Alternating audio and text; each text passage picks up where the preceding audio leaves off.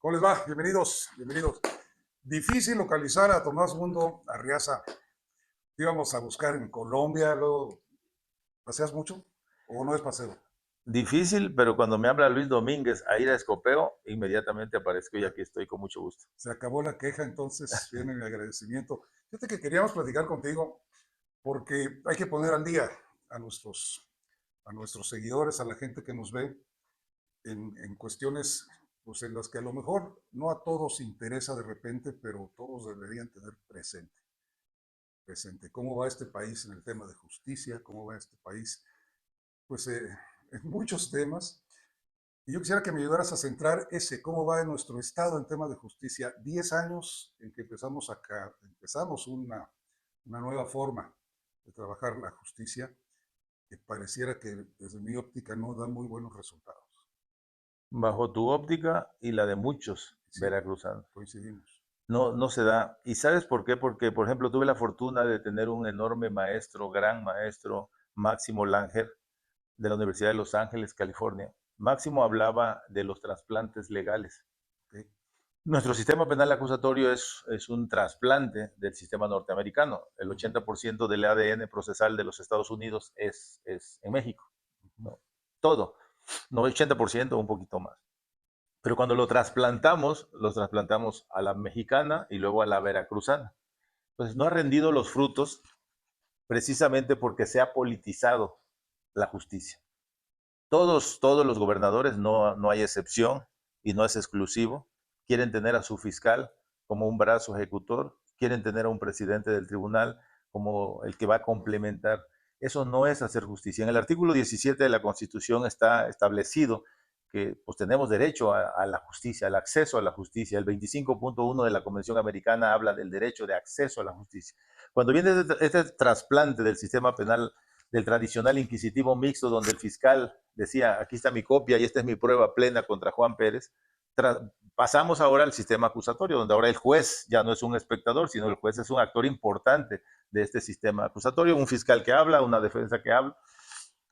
Y pasan 10 años y tenemos 10 años con el sistema y yo creo que el balance es muy bajo, el resultado. Pero bajo es positivo bajo o es negativo. Negativísimo bajo. Negativísimo. Y te voy a decir... Perdóname, Tomás, te interrumpo nada más para decir, la idea era buena.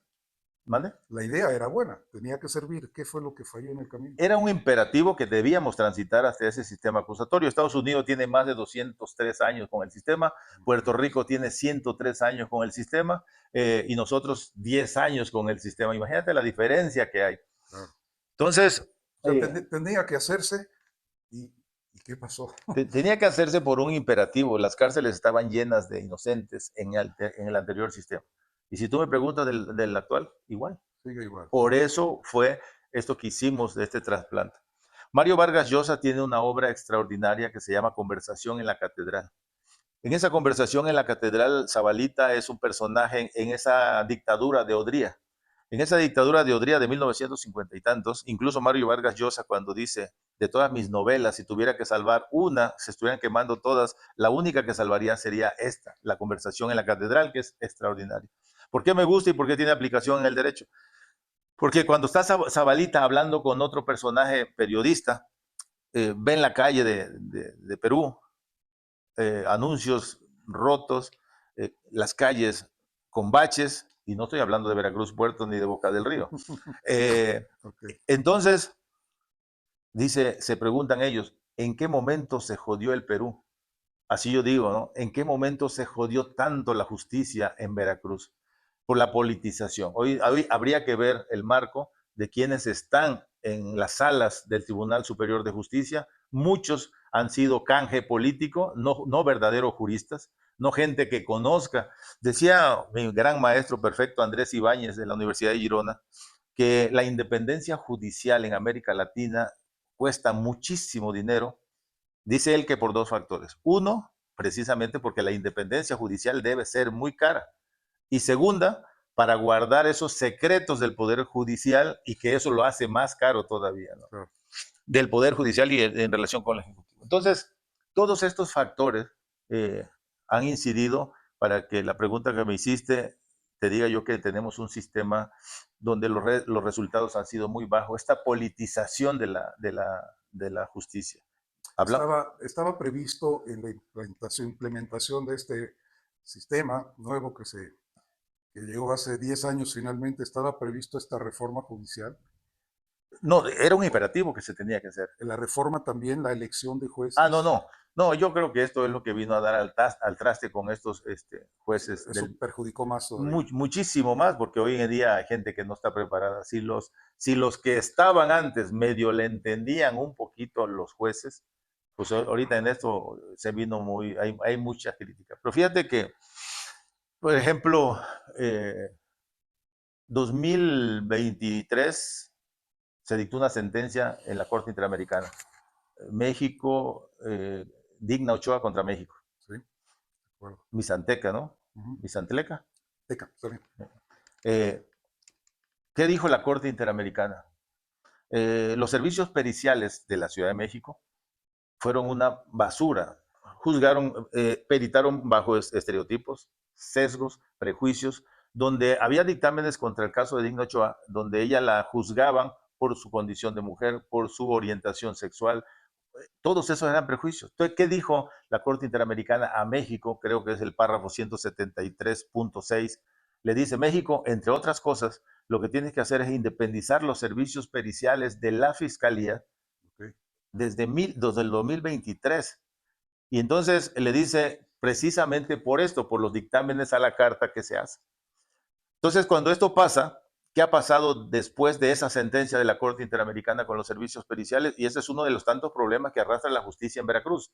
Los servicios periciales siguen siendo no sé, el talón de Aquiles, la parte débil, en donde, ¿sabes cuál es el problema? La fuerza de choque. No, pero el problema es que te dictan sentencias con dictámenes psicológicos, en este caso en particular, como dice Mauricio Duce, cuyo método científico está basado en ciencia basura, Young Science.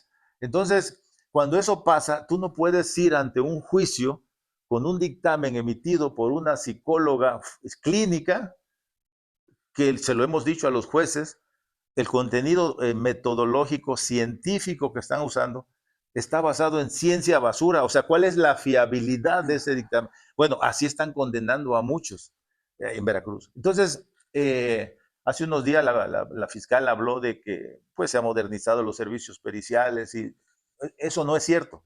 O sea, no podemos caer, por ejemplo, en un contrainterrogatorio últimamente que tuvimos en un juicio, le preguntamos a la psicóloga clínica de la fiscalía que si ella tenía una especialidad y dijo que sí, y que si esa especialidad era forense y dijo que sí.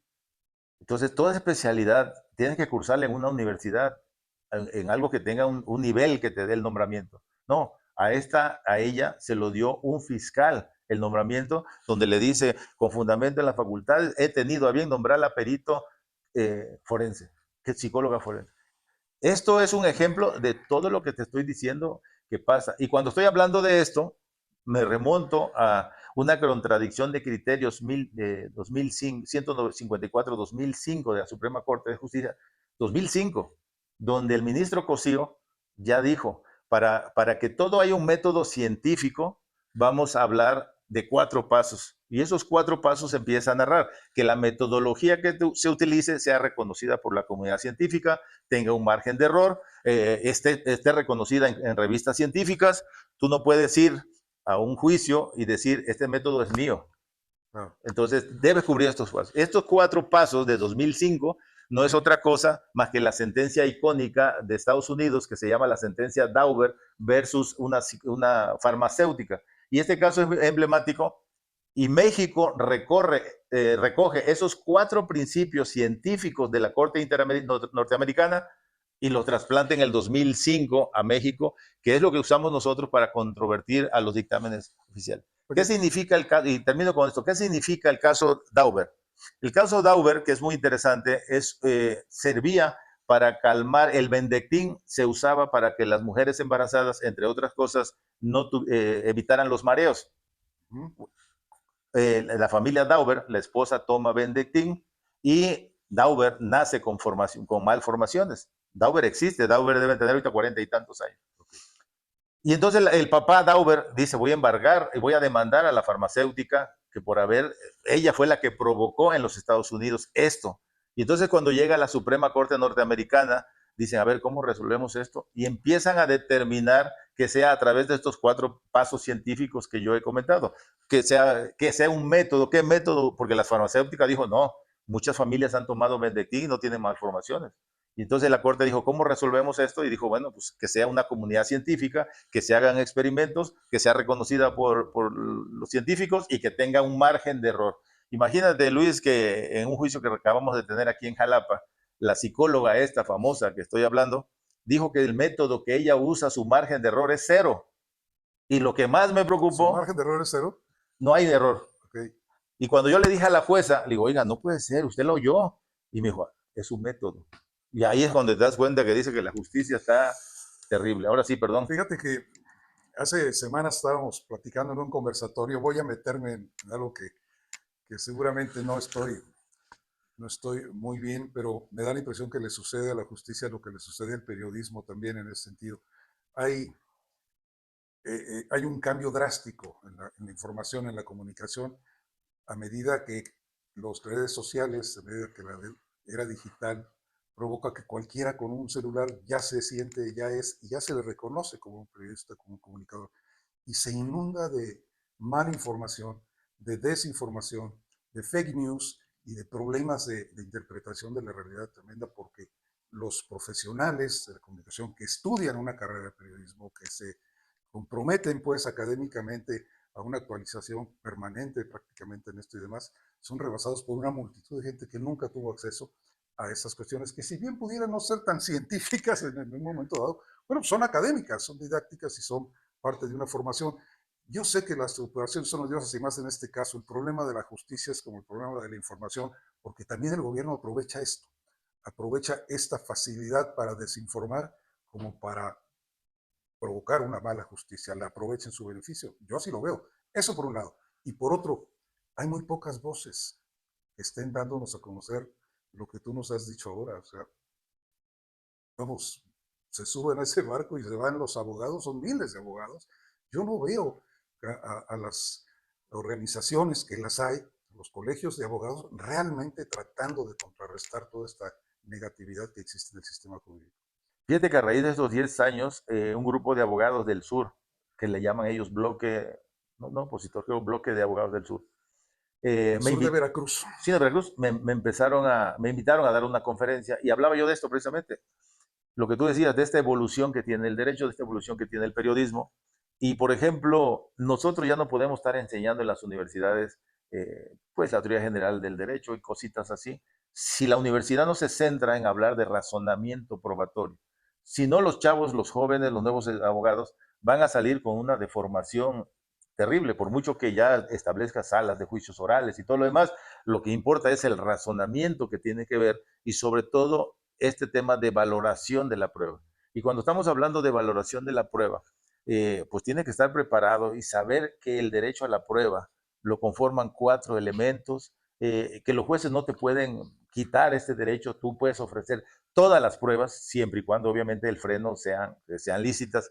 Eso es muy interesante, pero lo más interesante es cómo va a valorar este juez todo este material que tú le estás llevando. Y hay jueces que son proactivos, hay otros que, bueno, se mantienen simplemente al margen, que las partes empecemos a argumentar y contraargumentar. Porque hay una sentencia de la Corte donde establece que el juez no puede inclinarse a favor de la fiscalía, como ha pasado, donde le dice, fiscalía, usted no preguntó esto, ¿no? Y al fiscal, pues sí, yo me acuerdo que no la pregunté y te suelta la pregunta. A eso es una violación al debido proceso. Y hay jueces y también hay abogados que lo permiten, yo no, e incluso no voy a inundar el Tribunal de Disciplina Judicial ni la Fiscalía Anticorrupción, pero sí vamos a presentar quejas, ya tenemos varias quejas presentadas contra jueces y contra servidores públicos, y lo vamos a seguir haciendo. En el caso particular que te comento de esta jueza, lo vamos a hacer y vamos a presentar la queja ante el Tribunal de Disciplina, porque eso te habla, como dice la Ley Orgánica del Poder Judicial del Estado, artículo 92, fracción tercera, de una notoria ineptitud. Cuando tú tienes que resolver algo y lo resuelves por ejemplo, con base en esta prueba, en un daño, en una violencia familiar, la prueba no reina, pero la prueba mayor es el dictamen psicológico. ¿Por qué? Porque la psicóloga determinó que hay daño en la supuesta víctima, hay daño psicológico. Pero cuando su dictamen viene emanado de un dictamen que tiene ciencia basura, el asidero, obviamente el nivel de fiabilidad de esa prueba es sumamente bajo. Y Marina Gascón, la gran Marina Gascón, sostiene que la motivación de las decisiones judiciales es el freno al abuso autoritario, arbitrario de un juzgador. Entonces, ¿qué vemos nosotros como abogados? ¿Cómo me vas a motivar esa decisión? Yo estoy esperando la sentencia, yo nada más quiero leer cuál fue el fundamento, cómo motiva, porque ya se acabó eso de que el testigo, aquí vino el testigo 1 y el testigo 2 y el policía 3 y el otro 4 y esto me hace llegar a la convicción de que fulano es responsable. Eso ya no. Entonces, todo ese tema, ese esquema del derecho ha cambiado y lo que tú decías del periodismo, si tú no estás modernizado en estas cuestiones del derecho, pues obviamente va a ser muy difícil que tú puedas exigir. Tú hablabas de colegios, barras, yo no sé cuál sea el compromiso, pero mientras no haya ese compromiso, yo voy a seguir exhibiendo y diciendo lo que no se hace por parte de los juzgadores. Y es que no Así. podemos normalizar. De todas formas, te apunto que hace 2, 3 semanas el tribunal, los magistrados del Tribunal de Disciplina, ¿se llama? Sí. Disciplina Judicial en Veracruz dieron a conocer sanciones a decenas de jueces en el estado. También es cierto, estarían trabajando entonces en eso. Están trabajando, pero digo, no es que yo sea crítico de todo, ¿no? Pero también hay que ver el árbitro, cuál es la tendencia. Y te digo, si la decisión de castigar a un juez emana, proviene de una crítica real, de una fundamentación sólida, se aplaude. Pero si es simplemente porque el juzgador no cumplió las instrucciones que le dan desde el... Claro, Y claro, entonces, claro. porque no cumpliste lo que yo te ordené que cumplieras, te voy a mandar a Zongolica o a Guayacocotla o a lo peor, o te inicio un procedimiento, eso sí es grave, muy grave. Y ahí es donde creo yo como abogados nosotros debemos defender a esos buenos jueces, que sí los hay, gente capaz, algunos desgraciadamente ya no están, pero había jueces donde yo tenía pláticas fuera de, platicando con ellos, hablando de razonamiento probatorio, hablando de la prueba pericial, hablando de esto y decían, pues pásame esta información para que yo la pueda cotejar. Entonces, lo que dices del tribunal, en el tribunal, si hay esa sanción hacia los juzgadores, en mi caso va a ser fundada, en mi caso va a ser sostenida, en mi caso no hay cacería de nada, y si resuelve el tribunal que actuó correctamente, nosotros sabremos de cumplir, pero si es el otro lado de la moneda, de que porque no cumplen las instrucciones que le dan desde el tribunal, entonces eso sí es bastante grave, porque por eso Luis, tenemos las cárceles llenas de inocentes, por eso tenemos, yo creo que ya ahorita vamos llegando a los 9,000 presos en el estado, estamos rebasando los 5,500 en prisión preventiva y es que es normal, y lo quiero poner entre comillas, que cuando te llevan a alguien ante un juez, es normal que se quede en prisión un año. Es normal que no te cambien la medida cautelar. Es normal que una sentencia condenatoria de un juez de primera instancia de juicios orales, es normal que la sala te la confirme.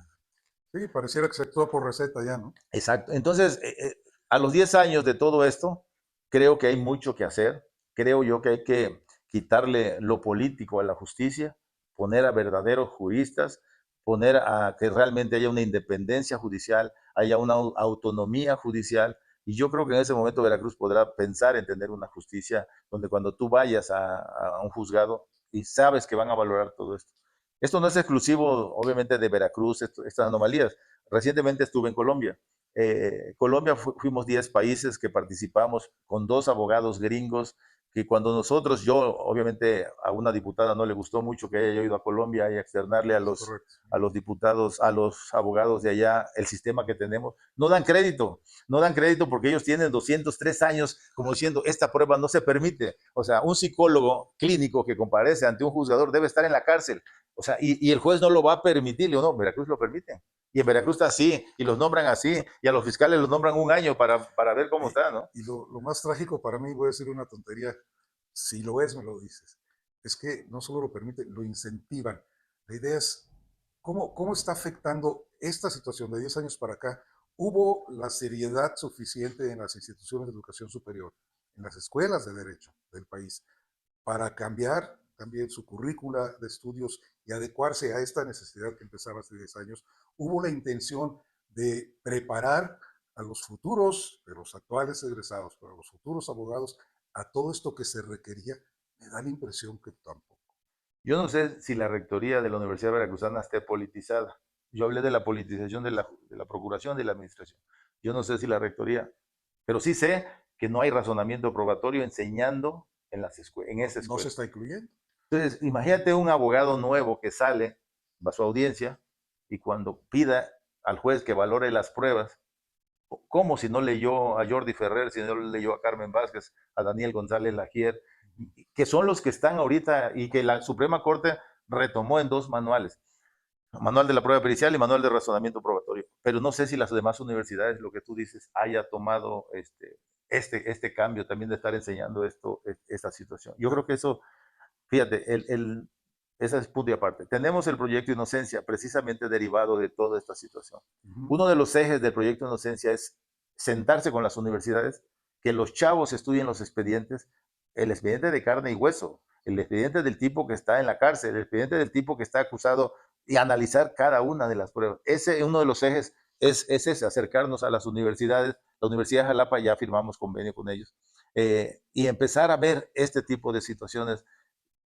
Es parte también de que el sistema de justicia pueda cambiar. Pero si sigue la politización de la justicia en el Tribunal Superior, va a ser muy difícil, muy difícil. Eh, al final la esperanza era el juicio de amparo, y esa esperanza también se está palideciendo enormemente porque pues ya hay jueces federales de bienestar. Entonces, Pareciera un plan amañado, o sea, ¿a quién beneficia esto? Pues no sé a quién, pero sí perjudica a muchos. no sabes a quién A beneficia. 100 no sé quién beneficia, pero sí sé que perjudica a muchos. Y las familias, a veces los que nos hacen el favor de ver, puede ser que no tengan una persona detenida, y espero en Dios que nunca tengan un problema con la justicia. Pero cuando lo tienen es cuando realmente ven el calvario que pasan. Pues ahorita te hablo de 5.500 familias, donde se han desintegrado familias, donde han fallecido las esposas, donde la vida en el penal es un calvario, donde lo vive el que está dentro y lo vive la familia que está afuera. Y cuando sales, ahorita por ejemplo, creo que hubo una iniciativa en el caso Vallarta, 20 años en la cárcel, y era inocente Vallarta. ¿Sí? Si era culpable, le correspondía haberlo demostrado a la fiscalía, no a él. Claro. Entonces, yo creo que, imagínate, 20 años, así, bueno, no tantos aquí, ahí, pero hay gente que tiene más de 5 años en prisión, en un proceso, en prisión preventiva, no hay sentencia todavía. Eso lo platicamos con la presidenta del Tribunal Superior. Hay una sentencia emblemática de la Corte Interamericana que nos obliga y nos aplica a México y a Veracruz también, el caso Carranza-Alarcón contra Ecuador. En esa sentencia se establece que los jueces locales tienen la obligación de revisar de oficio todas las prisiones preventivas. ¿Y tú crees que lo están haciendo? ¿Tú crees que a un juez le interesa? Ay, Juan Pérez tiene 1 año, voy a ver por qué no han pedido, si ya varió la medida. No, hay gente que tiene más de 5 años en prisión preventiva. Entonces, ya se lo pedimos a la presidenta. Ya le dijimos, oiga, sentencia de Carranza Alarcón nos obliga a nosotros. Bayarri contra Argentina nos obliga a nosotros también. O sea, Bayarri fue un tipo que estuvo en el bote, y cuando vinieron a la Corte Interamericana resolvió el caso de Bayarri. Bayarri ya había pagado hasta el último día y resultó ser inocente. Entonces, eh, hay mucho camino que hacer. Desgraciadamente, si no quitamos esta aureola de politización de la justicia, vamos a seguir teniendo este y otro programa y hablando de lo mismo, de que no Cámbiale el hay... término porque yo me sé las aureolas para los santos. No, o sea, no sé, toda esta. Gracias, Tomás. Te agradezco mucho, mucho, como siempre, tu disposición para actualizarnos en este tema. Lamentable, mucho, muy lamentable. Y bueno, pues no sé si felicitar a los que como tú, pocos como tú, que continúan pues hablando en público de esto y exhortando al cambio. Pero bueno, lo que haya que hacer en este sentido con Escopeo, sabes que estamos siempre dispuestos pues a abrir las puertas. Tú nos dices a quién para seguir trabajando este tema. Fíjate que quiero pensar como decía Piero Calamandrei, la justicia es como la divinidad que solo se le aparece a quien cree en ella. Yo sigo creyendo en la justicia Claro. todavía. Y muchas Eso gracias, es ¿eh? lo que no hay que perder también, la fe en la justicia. Pero bueno, con los pies en la tierra y muy atentos. Muchas gracias. Gracias, esperamos sus comentarios. Y bueno, pues continuamos aquí en Escopeo Digital.